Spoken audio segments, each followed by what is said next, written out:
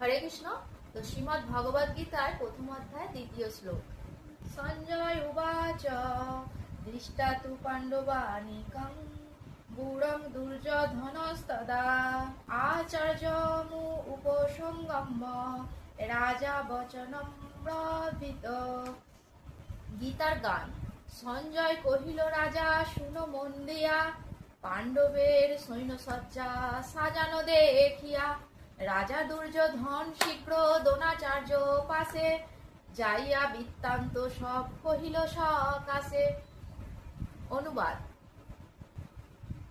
সঞ্জয় বললেন, হে রাজন, পাণ্ডবদের সৈন্যসজ্জা দর্শন করে রাজা দুর্যোধন দ্রোণাচার্যের কাছে গিয়ে বললেন।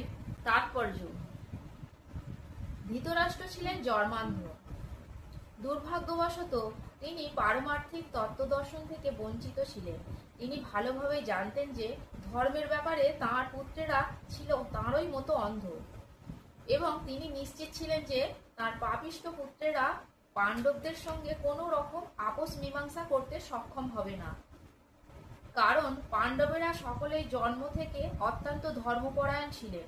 তবুও তিনি ধর্মক্ষেত্রে কুরুক্ষেত্রের প্রভাব সম্বন্ধে সন্দিগ্ধ ছিলেন।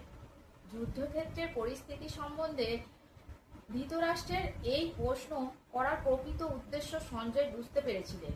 তাই তিনি নৈরাশ্যগ্রস্ত রাজাকে সাবধান করে দিয়ে বলেছিলেন, এই পবিত্র ধর্মক্ষেত্রের প্রভাবের ফলে তাঁর সন্তানেরা পাণ্ডবদের সঙ্গে কোনো রকম আপোষ মীমাংসা করতে সক্ষম হবে না।